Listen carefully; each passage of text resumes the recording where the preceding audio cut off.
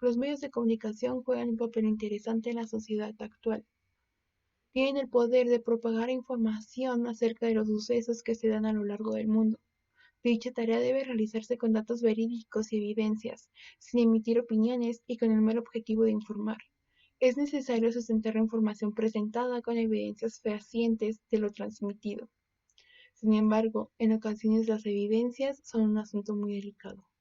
Hoy en día es muy común encontrar evidencia explícita que es normalmente divulgada sin tomar en cuenta la sensibilidad del espectador o la integridad de la víctima, produciendo de esta manera una especie de coliseo romano moderno, al que todos tenemos acceso, probablemente con la intención de alimentar la historia y avivar la curiosidad del espectador, o como una manera de entender el lado oscuro de la humanidad.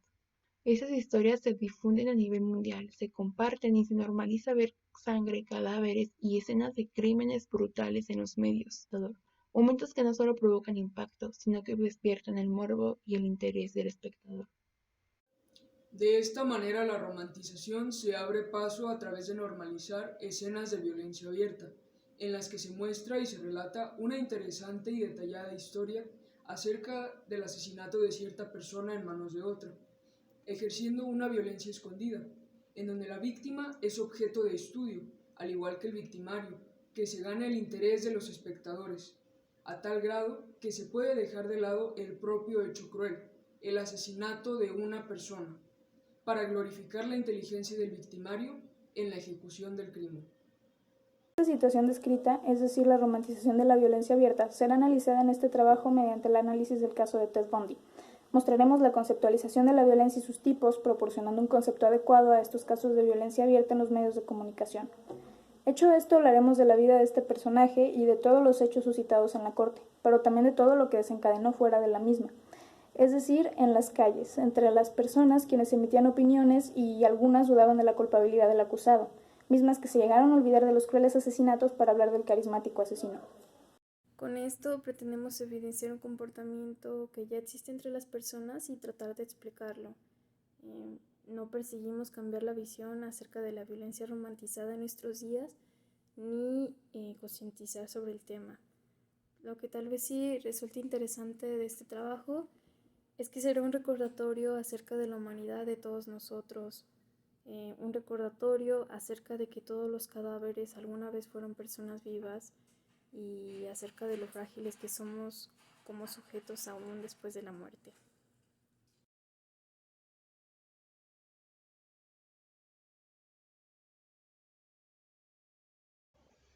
Es importante abrir este primer tema diciendo que no existe una definición única de la violencia. Cada ámbito del conocimiento posee su propio enfoque violento y su propio tipo de violencia. Empecemos por hablar acerca de los rasgos generales en todas las violencias. Un rasgo característico de este fenómeno social es que necesita personajes. En los actos de violencia siempre existe un agresor, que puede ser una sola persona o un cierto grupo, una víctima y un espectador. El agresor se distingue por ser productor de daños y ser poseedor de poder, es decir, ejerce daños de diversa índole, no solo físicos, que son recibidos por la víctima y se le atribuye el ejercicio de poder en esta relación. Por otra parte, la subjetividad de la persona que recibe las agresiones desaparece y es convertida en objeto.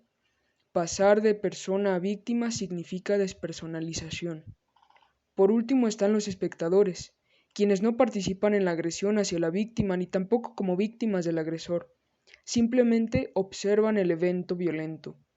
Aunque existen diversos tipos de espectadores, desde niños que se desarrollan presenciando dichas conductas hasta adultos con raciocinio propio. Con esto se establece algo importante. Hablar de violencia no es hablar de golpes o de gritos. Cuando se habla de violencia se trata toda una atmósfera en la que se ejerce poder mediante la despersonificación.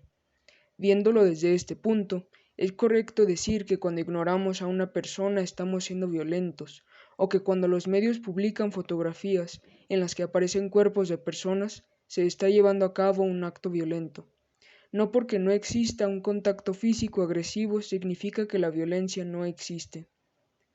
La violencia puede ser de tipo abierta y de tipo escondida. Cuando hablamos de guerras, de pleitos vecinales o de cualquier conflicto que se resuelve o se trata mediante golpes y agresiones físicas y verbales, hacemos alusión a la violencia abierta, aquellos escenarios violentos perceptibles fácilmente. La violencia escondida actúa distinto, es silenciosa, genera despersonificación pausada. Se desarrolla gracias a discursos en los que se menosprecia y se habla despectivamente de algo o alguien. El machismo es un buen ejemplo porque replica discursos que desprecian a la mujer y a lo femenino. También cuando conocemos a nuevas personas y generamos prejuicios en nuestra mente, estamos siendo violentos al etiquetar al otro cual objeto. Los medios también ejercen violencia escondida cuando muestran grabaciones de guerras y también cuando presentan fotografías de cadáveres en escenas de crimen. Toman evidencia de lo que alguna vez fueron personas y se convierten en objetos de morbo para la sociedad. Justo esto fue lo que suscitó en el caso Ted Bundy. En todo momento se mostraban imágenes de las víctimas de este asesino y servían, como sirve un objeto, como prueba para mostrar su culpabilidad. Además, el caso se transmitió en cadena nacional y fue del interés de todos los norteamericanos el desarrollo del caso en sí, pero no la justicia ante este personaje cruel. A raíz de la modernidad y de las diversas formas de acceder a las incensuradas noticias informativas y de entretenimiento, existe en ella oportunidades de tener espectadores de atrocidades ocurridas en el mundo, que dan pie a diversas perspectivas. La perspectiva que nos interesa cuestionar es la de personas a las que el acto les parece atractivo y llega a formar parte de una naturalidad. Un poco más a fondo, el acto es tomado por romántico. Lo que pretendemos es indagar en sus procesos de los cuales nace esta romantización por la violencia en lo criminal. Cuestión: entre el sentimiento y la experiencia propia es violencia en su máximo esplendor, pero la mirada de dicha violencia cambia en gran medida si se ve desde otro plano, llámese en tercera persona. Por su parte, Susan Sontag en su texto sobre proyectos fotográficos, en una mirada hacia los horrores humanos, titulada Ante el dolor de los demás, cuestiona si poder mirar equivale a poder ver. Esto parece que hace alusión a una falta de empatía en el espectador, ante todo aquello que se queda en un acto ajeno, y es preciso que se vuelve algo casi nulo. ¿En qué medida los medios de comunicación pueden transmitir el dolor hasta dejar de sentirse como algo ajeno? Si, como la autora menciona, el medio fotográfico es una experiencia más cercana a sensibilizar, puesto que es como la memoria en imagen. Si nos dirigimos a los medios de entretenimiento cinematográfico y literario, que tienen una intención más cercana a poner en contacto con los sentimientos y aspectos morales que los medios de comunicación evaden o bien no mencionan en la noticia por cumplir con su fin que tienen, informar. ¿Cómo es que existe la posibilidad en este medio de tampoco llegar a humanizar el acto o hacer sentir dolor ajeno? La autora de la ya antes mencionada obra se cuestiona si el exceso habitual de fotografías sin censura informantes sobre el dolor se dirigió a una pasividad o anestesia moral, que para nosotros, más adelante, se convertiría en romantización. ¿Cambiará la forma de apreciar el dolor ajeno cuando el sujeto de dolor tenga nombre o parentesco? Este es el plano de la objetivación. Podría ser la línea divisoria en que, en ausencia de valoración moral, emocional y sensible, dé pie a la romantización de dicha violencia, 2 grados más arriba después de la empatía con el dolor y la pérdida, el fin del padecer con, luego, la mirada objetiva. Para Novalis, un escritor y filósofo alemán representante del romanticismo, el acto de romantizar consiste en conferir al tópico significación elevada, al ordinario una apariencia misteriosa, a lo corriente el mérito de lo insólito, a lo finito aspecto de lo infinito. En el caso de la romantización de la violencia referente al asesinato en serie, tiende a exaltar, glorificar, ensalzar el asunto independiente de las cuestiones pensables y sensibles. Se va dando en la medida que deja de importar lo que es transgredido en la sociedad. Asesinato en serie no remite de cierta forma a la objetividad del sujeto, como todo aquello producible y reproducido en serie. Para ayudarnos a entender mejor una cercana causa de la romantización en este caso, Freud razona dos impulsos básicos en el humano, el líbido y la pulsión destructiva, siendo la segunda amenazadora en la sociedad. Es en tanto una lucha constante entre tánatos y eros, y que en una posible disolución entre el discurso de la vida y la muerte, el horror, el dolor y la muerte es el motivo de sublevación. Theodore Robert Cowell Bundy nació el 24 de noviembre de 1946 en Burlington, localidad estadounidense situada en Vermont. Tras haber tenido una infancia turbulenta a causa de su madre y sus abuelos, Ted se inscribe a la Universidad de Puget Sound para estudiar psicología, y una vez que se gradúa decide comenzar a estudiar Derecho en la Universidad de Washington para posteriormente envolverse en la política. Es entonces cuando conoce a Elizabeth Clover, mejor conocida por su seudónimo como escritora Elizabeth Kendall. Estos dos personajes se conocen en 1969, 5 años antes de que se desaten los asesinatos en un bar de Seattle. Esta relación y todo lo que trajo consigo le sirvió a Liz de inspiración para escribir The Phantom Prince, My Life with Ted Bundy, una memoria en la que relata su punto de vista sobre todo el caso en el que su exnovio se vio envuelto y que sirvió de base para la creación de la cinta Extremadamente cruel, malvado y perverso. En el verano de 1974, Bundy atacó por lo menos a 7 mujeres jóvenes en Washington. Para el otoño de ese mismo año, los crímenes perpetrados en esa ciudad cesan y comienzan a presentarse en Utah, después de que Bundy se enlista en la Escuela de Leyes de Salt Lake City. Rápidamente extiende su área de ataque hasta Colorado y finalmente el 16 de agosto de 1975 es arrestado por no respetar los límites de velocidad. Este arresto abre las puertas para investigar a Ted. En el año de 1979 se demuestra que Bundy es culpable y es condenado a la silla eléctrica. Ted muere en 1989 a la edad de 42 años.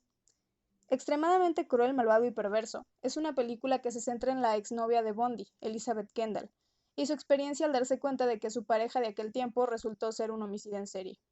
Si bien hay cosas que la película trata de forma correcta, hay otras con las que esto no se logró de la mejor manera, causando diversas interpretaciones en el camino. Número 1. Ted Bundy siendo arrestado por las autoridades tras encontrar una serie de artefactos sospechosos en su vehículo. Dentro de la cinta, Ted es detenido en medio de la carretera por no respetar los límites de velocidad. Sin embargo, tras una breve charla con el oficial encargado, este se da cuenta de que Bundy trae consigo un montón de objetos que terminan por producirle cierta alarma, e inmediatamente se encarga de arrestarlo y llevarlo a la comisaría.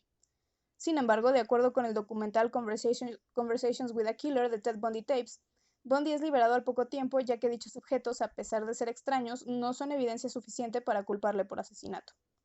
Número 2. Elizabeth Kendall llamando a la policía tras ver un dibujo a lápiz del hombre que parecía ser su novio en aquel tiempo.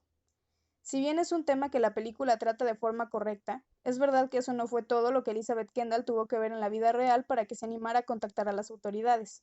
De acuerdo con el documental de Netflix Conversations with a Killer de Ted Bundy Tapes, Clover admite que había encontrado algunas prendas de ropa interior femenina y un tazón lleno de llaves dentro del apartamento de Bundy, mientras que en el documental de Amazon Ted Bundy Falling for a Killer, Clover admitió que una vez vio unas muletas dentro de la habitación de Bundy. De acuerdo con su testimonio, después de que se revela el modus operandi del asesino, la escena de las muletas la dejó pensando demasiado.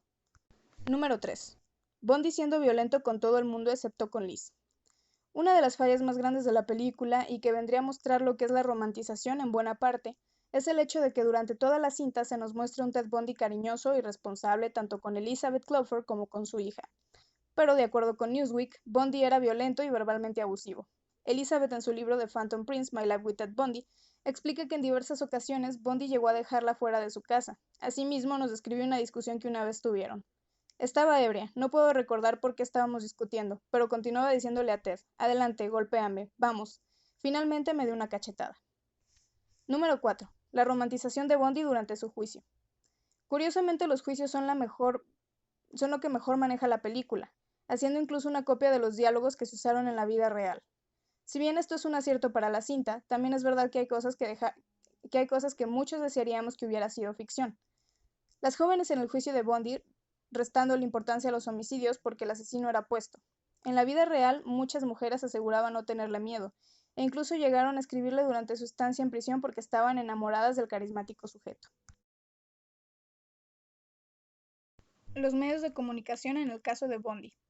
Contrario a lo que se podría pensar, Bundy no fue el único agresor en esta historia, aunque si bien fue quien más personas dañó y el que cometió crímenes más atroces, él también fue víctima y espectador de actos violentos por parte de los medios, de las autoridades e incluso de la sociedad.